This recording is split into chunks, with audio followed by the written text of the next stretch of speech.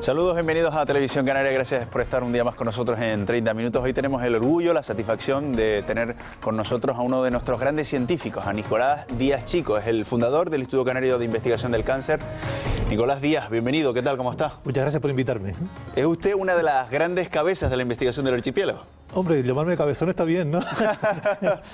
Pero bueno, yo creo que hay mucha gente interesante y potente como investigadora en Canarias y que creo que quizás es demasiado poco conocida la gente. Pero a veces no valoramos a nuestros científicos y tenemos grandes figuras de la investigación en el archipiélago. Yo creo que los científicos somos bastante tímidos en general. Es raro pillar a alguien que quiera venir a un estudio a dar la cara, ¿no? Y en general, como diría yo, se mueven más en su mundo de investigación así relacionada con temas que son importantes, pero en su propio mundo. Entonces hay gente muy reconocida a nivel internacional en Canarias y que desde luego creo que son un orgullo para esta tierra. Bueno, pues usted está entre esas figuras internacionales, en este caso en la investigación del cáncer. Me gustaría aprovechar que es usted un gran divulgador, su presencia en 30 minutos para explicar de una forma sencilla qué es el cáncer y cómo nos afecta el cáncer. Vamos a partir de una base y después iremos complicándolo, sobre todo cuando empecemos a explicar lo que está usted investigando. Pero, ¿qué es el cáncer? Bien, en muy pocas palabras, un cáncer básicamente es un conjunto de células que crece excesivamente en un sitio donde no deberían estar. Básicamente viene a ser eso. Pensando, por ejemplo, en la piel, ¿podría ser como un callo? Puede ser como un callo. De hecho, una verruga, por ejemplo, podría parecerse a eso. Si creciera desmesuradamente y cumpliera una segunda condición que es muy importante, y es que soltara células que migraran a través del torrente circulatorio, a través de la linfa, y se establecieran en otro lugar, produciendo, por ejemplo, la compresión de una arteria o la ocupación de una parte del cerebro o del hígado. Ahí estaríamos hablando ya de metástasis. Efectivamente, el cáncer necesita esas dos propiedades. Primero, crecer mucho donde no debe, y segundo, colonizar otros lugares y comprimir o fastidiar otra función. Las células están continuamente duplicándose. Sí. ¿Por qué en un momento dado empieza a formarse, vamos a seguir con ese ejemplo, una verruga en una parte determinada de nuestro cuerpo? Porque las que deberían morirse no se mueren y permanecen vivas mucho más de lo que deberían. O sea, una acumulación excesiva de células puede ser por dos causas. La primera es que aparezcan muchas, o sea, se proliferen muy deprisa o se dividan muy deprisa, y la segunda es que no se mueran cuando deben. Por ejemplo... ¿Cuánto dura una célula? ¿Cuánto tiene que durar? Eso no tiene respuesta. Por ejemplo, las neuronas duran toda la vida. Y las células de por ejemplo, las células de la sangre o los glóbulos blancos tienen horas o un día de vida, o 2 días.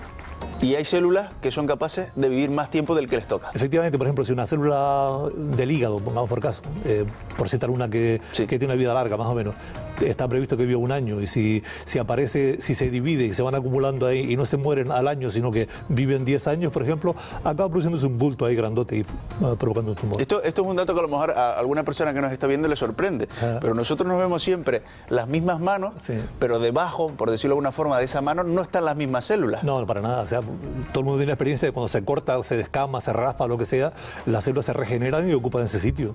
Por ejemplo, una cosa que yo suelo contar con respecto al origen del cáncer es que siempre que demos a las células oportunidad de dividirse rápidamente, pueden dar lugar a tumores. Por ejemplo, mucha gente de Latinoamérica, sobre todo de Argentina, Uruguay, tienen costumbre de tomar mate, que es agua hirviendo prácticamente. Entonces, esa abrasión que produce el agua hirviendo en la cavidad bucal hace que las células las células que están quiescentes necesiten reponer a las que se van muriendo por el agua caliente, y eso provoca una división acelerada de las células que acaba produciendo mayor cantidad de tumores de lo que cabrían o de lo que sería, digamos, correspondiente a una persona que no tomara o no tuviera ese hábito de tomar mate. O sea que hay que tener mucho cuidado con tomar cosas calientes. En general hay que tener mucho cuidado con todo lo que sea excesivo. No tomar mucho sol, no tomar cosas muy calientes, en fin, ese tipo de cosas, no tomar mucho alcohol, no pasarse, qué sé yo, en la ingestión de grasas, ese tipo de cosas. Todos los excesos son malos, eso está claro. Todos los excesos son malos, es una buena pregunta, no lo sé. Sí, a lo mejor hay algún exceso que no es malo. Tabaco, por ejemplo. Malísimo. ¿Qué hace el tabaco en nuestras células, doctor? El tabaco contiene un conjunto de sustancias muy variado.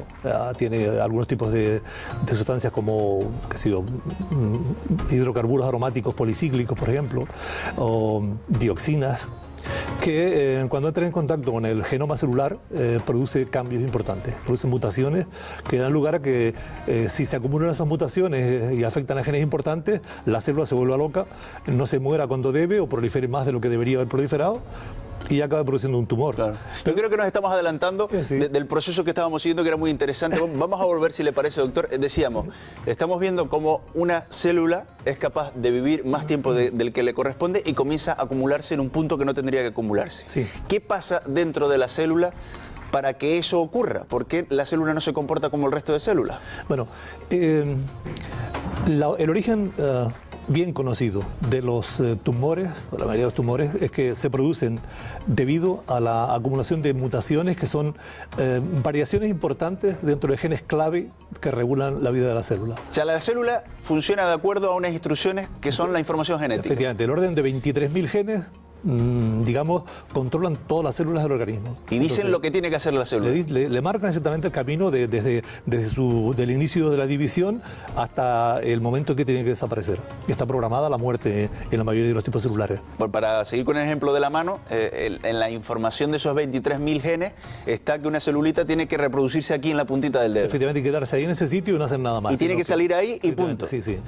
Debajo de la capa de la piel hay un conjunto de células que son, podemos llamar las células madre de las células de la piel, que son las que se dividen.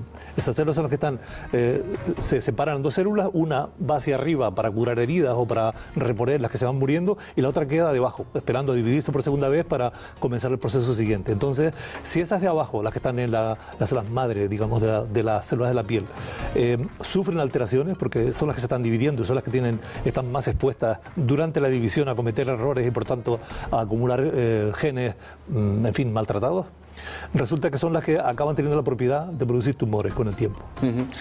Podríamos poner el ejemplo, por ejemplo, de una fábrica. Una fábrica tiene un programa informático para producir rosquetes. Sí. Si uno cambia ese programa informático y de repente en vez de rosquetes empieza uno a producir bizcochones o churros, sí, tenemos un problema, ¿no? Tenemos un problema gordo, porque a lo mejor no tiene mercado para los bizcochones o los churros. Entonces está claro, hay un ejemplo muy típico que la gente entiende enseguida. Por ejemplo, cuando se forma la mano durante el periodo embrionario, en realidad es como si tuviéramos un pie de pato, ¿bien? Con membranas entre los dedos. Entonces, hay un proceso que se llama la muerte programada, que consiste en que las células de ese pie de pato, las células de la membranita que están dentro, entre los dedos, mueren. Y mueren por la propia programación de la célula. Saben que están en un sitio distinto del que querían estar y su destino es morir. Entonces, ese proceso que se conoce como apoptosis, que es eliminar aquello que sobra, eliminar aquello que está viejo, eliminar aquello que no cumple las condiciones de rigor de control genético, es decir, cuando una célula experimenta cambios importantes y no pasa los propios controles que la célula tiene para que entre en división, la célula ella misma se suicida. O sea, cuando entiende que no está bien, ella misma se suicida. Eso es apoptosis. Y eso es una de las tareas que, en fin, que se intenta cumplir con algunos tipos de medicamentos, que lo que se intenta es pues convencer a la célula para que se suicide. Claro, el problema es que nos encontramos con células que no se quieren suicidar. No, para nada. O sea, al contrario, se sienten encantadas de seguir viviendo. Sí, así es. Y se acumulan donde no deben, eventualmente aprenden a marcharse a otro sitio y a colonizar otro lugar y a colocarse también donde lo deben y a formar y a crear problemas. De forma natural, la célula se equivoca. Sí. Y tiene fallos en su información genética. Sí. También de forma natural se controla, como acabamos de explicar. Efectivamente, sí. Fíjate una cosa que es importante, porque uno piensa que tiene que venir todo de fuera, bombardearla de alguna manera para que la célula experimente mutaciones. Y no es así exactamente. La célula fíjate que para dividirse la célula tiene que duplicar todo el material genético. Eso significa 3.000 millones de nucleótidos, que tienen que hacer una copia. O sea, es como si tuviera un libro con 3.000 millones de letras y tuvieras que transcribirlo íntegramente y sin equivocarte. ¿Y eso ocurre en cuánto tiempo? Pues depende del tipo celular, pero puede ocurrir en horas. ¿En horas? Sí. En horas copiamos un Quijote. Sí. Bueno, es muy eficaz. Pero fíjate que aproximadamente cada millón de nucleótidos la célula comete un error. De modo que una célula cuando se divide comete ya, sin que nada ocurra, 3.000 errores. Eso de forma, digamos, natural. De forma natural. Lo que pasa es que están las células bien diseñadas y hay un sistema de corrección de los errores que elimina aquellas que tienen demasiados errores o que no se pueden reparar.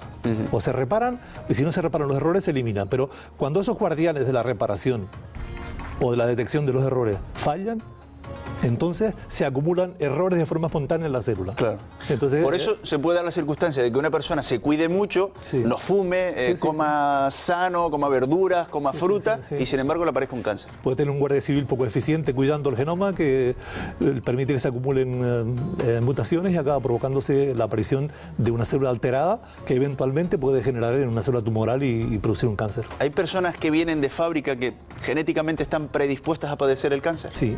¿Por qué? Buena pregunta. ¿Por qué vienen? No lo sé, sabemos que tienen. Vamos a ver, muchos de los... se ha investigado, por ejemplo, en los fetos que han nacido, en fin, muy pronto, o que no han nacido siquiera, sino que son abortos y tal, y ahí frecuentemente se encuentran mutaciones. Mutaciones que hacen inviable el feto. Y frecuentemente los cánceres infantiles se caracterizan justamente porque tienen mutaciones, a lo mejor una sola, en una molécula muy concreta y muy puntual, y en un gen que es muy activo, muy importante para la célula. Y entonces con esa sola mutación se puede producir un tumor. ¿Cuál es el cáncer más peligroso? ¿Cuál es el cáncer más peligroso? ¿En qué sentido? ¿De que mate más gente? Pues el cáncer de pulmón, con toda seguridad. Y es un cáncer además que tiene la peculiaridad que podría ser prácticamente evitado en un 90%. Que bastaría con dejar de fumar para que el 90% de los cánceres de pulmón no aparecieran. Pero la persona que fuma no quiere pensar eso. La persona que fuma no quiere pensarlo y sobre todo no quiere pensar que echándole el humo al que está al lado también le puede estar produciendo el mismo efecto.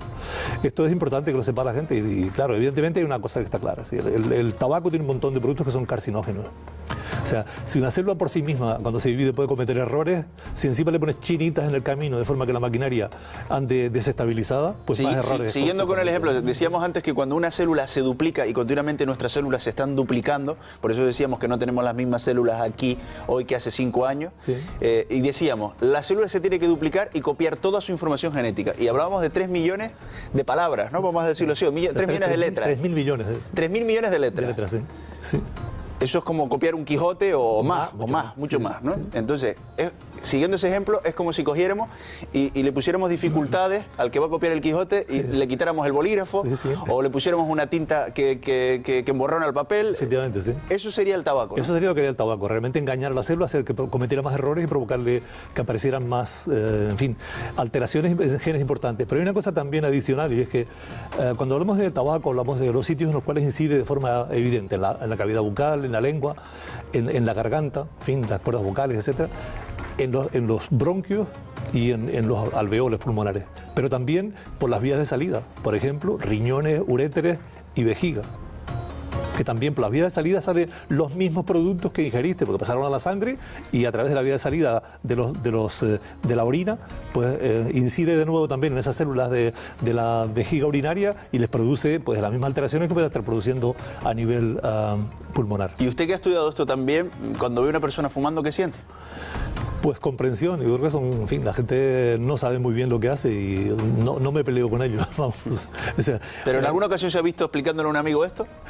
Yo creo que hay incluso gente que conoce exactamente esto igual de bien que yo y sigue fumando. Entonces, la gente... compañeros suyos, científicos, que lo han estudiado. Compañeros míos, exactamente. Y no acaban de dejarlo. ¿Por qué? Porque es un... A ver, la adicción al tabaco es una drogadicción mayor en términos de deshabituación muy difícil. O sea, la gente se acostumbra a que, en fin, la entrada de nicotina le produce una sensación de bienestar importante. Es un tipo de producto que afecta a los centros de recompensa del cerebro. Te sientes muy bien y, por tanto, el día que no lo tienes un mal humor y en fin, una actitud frente a los demás y una irritabilidad, etcétera, pues que están desagradables. Así que uno intenta que lo dejen, pero no puede ponerle una pistola en la cabeza para que lo hagan, ¿no? Claro. ¿Qué herramientas tenemos en estos momentos para luchar contra el cáncer? Bueno, afortunadamente los tratamientos han evolucionado muchísimo. En este momento, en fin, salvo que se trate de una situación de un tipo de cáncer, de los que llaman asesinos silenciosos, que no tienen ningún síntoma aparente. Como por ejemplo, el páncreas. Por ejemplo, el páncreas, sí. O sea, uno tiene la desgracia de tener un tumor en el páncreas. De cola de páncreas, de la cabeza sí canta, porque te pones con ictericia. Pero de cola de páncreas, ¿y qué ocurre? ¿Que uno no se da cuenta? No tiene ningún síntoma, no hay dolores aparentes, no hay ninguna causa que hasta que no metastatiza y crea problemas en algún otro lugar. Es una zona que tiene poca sensibilidad al dolor, que no tiene, en fin... o sea, que nos damos cuenta cuando ya es tarde. Generalmente en ese caso sí. Y hay otro también que para el caso de las mujeres es importante, que es el caso el de ovarios. También es otro asesino silencioso. ¿Asesino silencioso? Sí, ¿Qué mal suena eso? Sí, porque son, o sea, cuando cantan están generalmente bastante avanzados. No es como, por ejemplo, un cáncer de piel en el que tú ves que algo está cambiando ahí, que está creciendo, que está produciéndose... ¿A partir de qué tamaño un tumor es peligroso? No hay tamaño tampoco. O sea, no puede ser muy pequeñito y muy peligroso, y puede ser grandes y tranquilos. ¿De qué depende?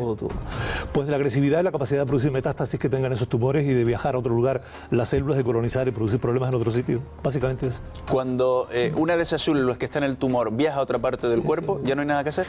No, depende. O sea, vamos a ver. Todo tiene sus partes. Algunos, por ejemplo, hay algunos tipos de tumores en los cuales el original es desconocido. Y el que tú detectas es el cáncer que tiene que ver con que es metástasis ya. Por ejemplo... O sea, no sabemos dónde está el origen, pero hemos detectado hacia dónde ha llegado. Y puede haberse aparecido incluso el origen. Y haber producido una metástasis que te aparezca el cáncer en otro lugar. Sí. O sea, es como si mandáramos vida humana a otro planeta, aquí se extinguiera la vida humana, y en el otro planeta siguiera la vida. Es un símil, sí, se me ve. Así es. Estábamos hablando antes, lo que pasa es que lo corté, Nicolás Díaz, chico, las herramientas que tenemos en estos momentos para coger uno de sus tumores, si lo cogiéramos a tiempo, y decir, venga, vamos a acabar con él. Bueno, hay una herramienta poderosísima actualmente que es la detección precoz. En ese caso, por ejemplo, los programas de mamografía que se están haciendo actualmente, que son gratuitos además y que aconsejo de forma vehemente a las señoras que la practiquen, ha permitido disminuir el tamaño de los tumores que se operan en los hospitales de 4 a 5 centímetros, que era muy frecuente hace 30 años cuando yo empecé con este tema, a la actualidad que la mayoría son de 1,5 centímetros así. Un tumor de ese tamaño, pequeñito, 1,5 centímetros más o menos, en una mujer normalmente está curada solo con extirparlo, el tumor, y irradiarlo. ¿Y eso ha rebajado la mortalidad en un 25%? Muchísimo. En este momento la supervivencia, por ejemplo, de cáncer de mama a los 10 años es del orden del 95%, así que eso es un logro histórico absolutamente. O sea, la gente que no espere que haya, digamos, un día en que se diga hemos terminado con el cáncer. Todos los días acabamos con algunos tipos y todos los días hay avances importantes. En este caso, por ejemplo, en el de mama es espectacular lo que ha ocurrido, ¿no?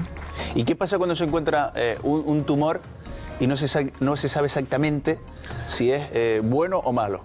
Se suele saber si es bueno o malo. Los tumores tienen una apariencia morfológica que permite saber si es, en fin, por el tipo... ¿Por el aspecto? Sí, por el aspecto de la célula. ¿Cómo es un tumor malo? Un tumor malo es una célula muy rara. O sea, suele ser una célula con núcleo que no tiene una forma típica que uno espera que sea redonda. Fea, digamos. Tal cual. Fea, entre fea y horrible y espantosa. Es decir, que son muy variadas, muy distintas, pero son bastante variadas. Por ejemplo, es típico que las células, que los tumores tengan una cantidad de cromosomas que no se corresponde con los 46 que debería tener. Que tenga, por ejemplo, 80, 100 o 120 o lo que le parezca a ella, ¿no? ¿Y eso se determina con una biopsia? Sí, hay varias maneras de hacerlo, en general con una biopsia y mirándolo simplemente al microscopio, utilizando una serie de marcadores para detectar la presencia de moléculas que pueden estar relacionadas con la malignidad. Se puede saber bastante bien, pero bastante bien, el pronóstico que tiene el tumor. ¿Y un tumor benigno qué es? Un tumor benigno, bueno, o sea, para que sea cáncer tiene que tener propiedad de metastatizar en algún lugar. Un tumor benigno es uno que es indolente, en el sentido de que ha crecido mucho, está ahí, acumula células, hace un bulto grandote, pero no produce metástasis, o no da la lata, o no comprime nada que sea... Pero lo ideal sería quitarlo también, muchas veces, ¿no? Se puede vivir con él, a veces depende del sitio que esté, a veces intervenirlo es más complicado que dejarlo.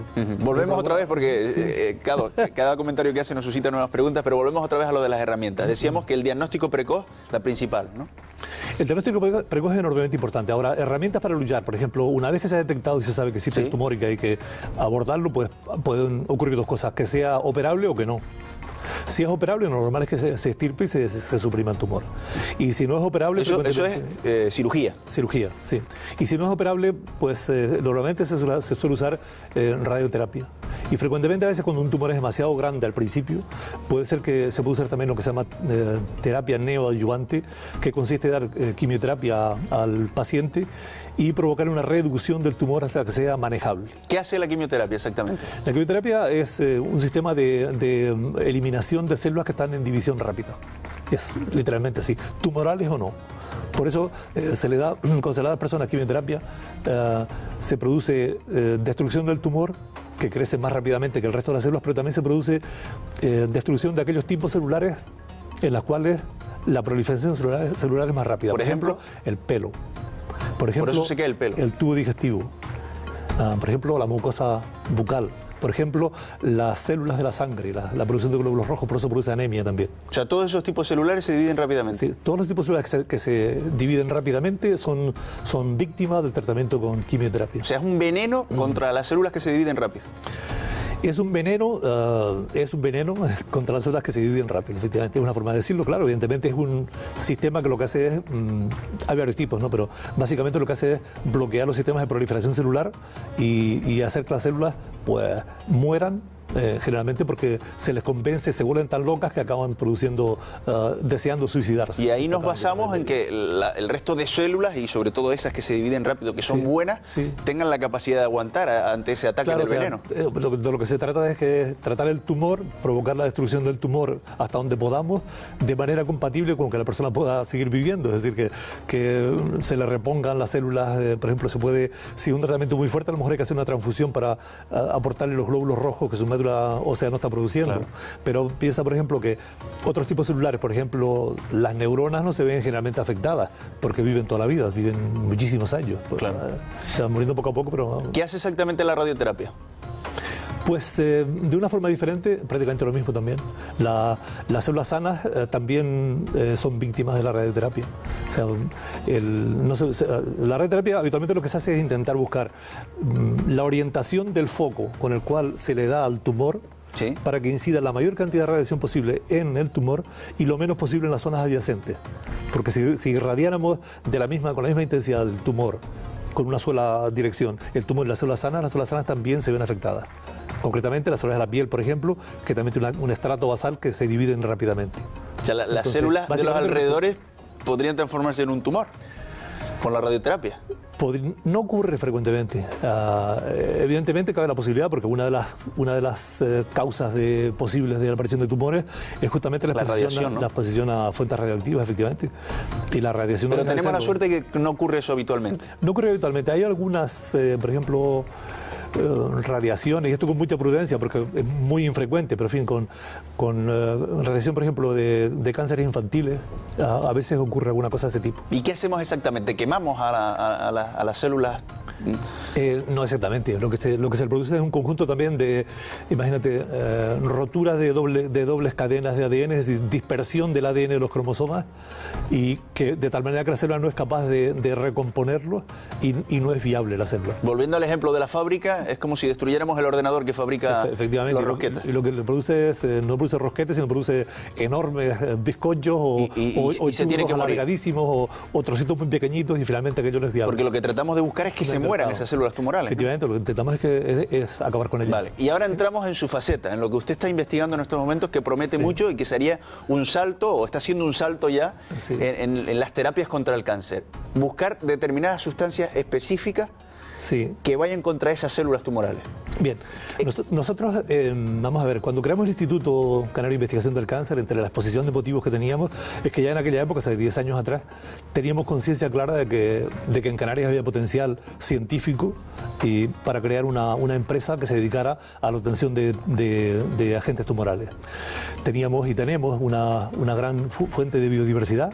Tenemos unos químicos magníficos en cuestión de productos naturales y en modificación de productos naturales y en síntesis para obtener productos, digamos, los que queramos prácticamente. Y tenemos también un potencial biológico creciente e importante en el análisis de la actividad biológica de los productos que seamos capaces de obtener. De forma que digamos, estudiando la parte básica de la actividad de los productos, hemos ido encontrando algunos que son ya líderes y que son productos capaces de ser, por así decirlo, capitanear una nueva familia de productos que puede llegar al mercado algún día. ¿Qué es una sustancia antitumoral exactamente? Una sustancia antitumoral es una sustancia literalmente que es capaz de convencer a la célula de que se debe suicidar. Básicamente es eso. Es un tipo de sustancia que por el mecanismo de acción que tiene puede ser un producto que interactúa con La estimulación básica que hace que la célula se esté dividiendo continuamente, la interfiere, la bloquea y acaba matando la célula. Y lo ideal es que sea lo más específico posible. Lo ideal es que sea lo más específico posible y eso es lo que estamos trabajando nosotros. Nosotros hemos elegido un par de dianas terapéuticas importantes, por ejemplo, en tumores de mama, en tumores de próstata, en algunos tipos de leucemia, que es una ruta concreta, se llama ruta JAK-STAT, es una ruta bastante común por otra parte, que se disparata en esos tipos celulares y lo que intentamos es encontrarle algún producto que sea capaz de bloquear específicamente ese tipo de tumores. Quiere decir eso que no mataremos ni cualquier tipo celular, ni tampoco cualquier tipo de tumor. Mataremos específicamente aquellos tipos tumorales que tengan efectivamente alterada esa ruta de señalización, esa ruta que la mantiene la célula viva y actuando. ¿En el futuro seremos capaces de hacer una biopsia a un tumor y decir el veneno que va a acabar concretamente con este tumor es este? Ya somos capaces en este momento. No para todos los tipos de tumores, pero sí para muchos tipos tumorales. Se sabe ya, se puede identificar claramente cuál es la diana molecular que hay que atacar para acabar con esa célula. ¿Qué nos falta para poner eso en práctica? Pues más tiempo y más dinero, o sea, sobre todo muchísimo más dinero. Porque esto cuesta muchísimo dinero. Cuesta mucho dinero, efectivamente, sí. Me gustaría hacer un paréntesis porque usted también es biólogo. A veces la gente desprecia la conservación de determinadas plantas o de determinados seres. En esas plantas puede estar la clave de la curación de determinados tumores, ¿no? Pero yo estoy tan convencido de eso que hemos creado un clúster de biotecnología para intentar que se mantenga la biodiversidad e intentar encontrar aplicaciones prácticas a los productos naturales que se obtengan de plantas endémicas de Canarias. Sobre todo en Canarias, que tenemos tantos endemismos, plantas que solo existen aquí, que si desaparecieran de aquí, desaparecerían del planeta. Eso es un tesoro que tenemos ahí disponible. Y tanto confío que pienso que en no mucho tiempo, quizá 10 años más, puede cambiar digamos, radicalmente la agricultura de Canarias, dedicándola al cultivo precisamente de esa clase de plantas que tienen una finalidad y un altísimo valor añadido porque tienen compuestos importantes desde el punto de vista de la salud, de aditivos alimentarios, de componentes que tengan que ver con la cosmética y cosas así. Estoy convencido de que eso va a ser así. Será un grandísimo porvenir económico para Canarias. Esto es importante subrayarlo porque desde luego a veces vemos algunos mensajes que no se corresponden con estos grandes valores que tenemos en el archipiélago y por eso hay que destacarlo y hay que subrayarlo. Nos quedan apenas 3 minutos, me gustaría preguntarle por muchos asuntos, pero hay una cuestión clave. En la curación del cáncer, ¿qué papel juega la mentalidad, la psicología del individuo? Bien, precisamente estos días estamos en el instituto, está patrocinando con el MD Anderson de Houston un encuentro de meditación y de terapias, digamos, adicionales a los tratamientos habituales del cáncer. Lo estamos haciendo en el Dr. Negrín, en el Hospital Dr. Negrín. El papel del tratamiento psicológico está adquiriendo una relevancia creciente en el cáncer. La razón fundamental es que, imaginen, volviendo al ejemplo que puse anteriormente, una mujer que tenga un tumor de pequeñito, por ejemplo, de la mama, del orden de 1 centímetro, 1,5 centímetros, que se le estirpa y que prácticamente 100% de seguridad de que esa mujer está curada, sin embargo, mantiene unas secuelas psicológicas importantísimas durante muchos años, tal vez toda la vida. Entonces, hay que apoyar a esas personas para que mediante apoyo psicológico o mediante yoga o mediante meditación o tal vez rezando el rosario, quién sabe, pues las personas, digamos, cultiven un poco más su espíritu y no tengan esos pensamientos obsesivos que están continuamente torturándolas en sentido de que a lo mejor se va a reproducir el tumor. Todos conocemos, por ejemplo, ahora que usted dice lo del rosario, todos conocemos a alguna persona creyente que ha sido capaz de superar 5, y yo conozco además una persona en concreto que ha sido capaz de superar 6 reproducciones de un tumor. Sí, ese tipo de cosas son muy importantes y realmente la fortaleza psicológica significa fortaleza del sistema inmunológico. Y el sistema inmunológico es el sistema de la Guardia Civil que está controlando lo que ocurre con las células que se disparatan en el organismo. Entonces, cuando tenemos, digamos, una situación de estrés continuada o de angustia permanente debido al tumor, el sistema inmunológico está resentido, está débil. Y en ese sentido, las células tienen más oportunidades, las células malignas tienen más oportunidades de proliferar o de establecerse en otro lugar o hacer cosas que no deberían. Entonces, está claro que el mantener, digamos, un apoyo psicológico a las personas que tengan tumores es enormemente importante para mantener su sistema inmune funcional. Puede ser, como le digo, de personas creyentes, personas que son, qué sé yo, de otras religiones, lo que sea, no pasa nada, con tal de que la gente se fortalezca espiritualmente. Eso es muy importante. Ya hemos explicado al principio de esta interesante entrevista que Nicolás Díaz Chico es uno de los grandes exponentes de la investigación contra el cáncer. ¿Daremos con la solución del cáncer algún día? Yo creo que estamos dando todos los días con un poquito de solución a algunos tipos de tumorales. Yo creo que eso no habrá un día en el que, digamos, habremos acabado con el cáncer. Yo digo que todos los días se avanza, digo que muchísimos cánceres son curables 100%, y digo también que hay que tener esperanza y apoyar a los investigadores que buena falta les hacen para que puedan seguir continuando con su labor e intentar de alguna manera pues, encontrar diferentes soluciones para diferentes tumores. Y una última cosa, usted que está a la vanguardia de la investigación y que sabe los últimos conocimientos que se aplican en este terreno, a veces vemos a personas que tienen cáncer y van a otros países a tratarse. ¿Estamos aquí a la última en Canarias? No, pero yo creo que, a ver, la medicina pública canaria y la medicina pública española son grandísimas medicinas públicas en las cuales los pacientes, incluso los más humildes, tienen magníficos tratamientos de forma independiente al dinero de que dispongan. Si en Estados Unidos ocurriera eso, seguramente serían mucho peores tratados que la gente pobre de aquí, la gente humilde de aquí. Y eso hay que tenerlo en cuenta y hay que valorar mucho y defender nuestra sanidad pública. O sea, podemos tener la tranquilidad de que cualquier adelanto que se produzca en la lucha contra el cáncer lo vamos a tener aquí. Con toda seguridad, además, en fin, el tipo de prescripción médica que se hace de productos muy novedosos en Canarias y España, pues no regatea gran cosa a lo que ocurre con los pacientes, ni cuál es su origen, ni mucho menos. Y en España, bueno, el gasto farmacéutico es muy alto, entre otras cosas porque es muy generoso el sistema público en cuanto al tratamiento de los tumores. Pues Nicolás Díaz Chico, le agradecemos muchísimo su visita a 30 minutos, le agradecemos también el trabajo que está haciendo por todos nosotros. Ojalá que no tengamos que utilizar los productos que está usted investigando, pero desde luego, si tenemos la desgracia algún día de utilizarlos, que nos puedan curar, que ese es el deseo que tenemos todos, ¿no? Muchas gracias a ustedes por darme esta oportunidad. Nicolás Díaz Chico, fundador del Instituto Canario de Investigación del Cáncer, que hoy nos ha visitado, y desde luego ha sido una satisfacción tenerlo aquí en 30 minutos y sobre todo conocer de cerca sus investigaciones y sus explicaciones. Espero que ustedes hayan disfrutado tanto de esta entrevista como yo. Que tengan un buen día.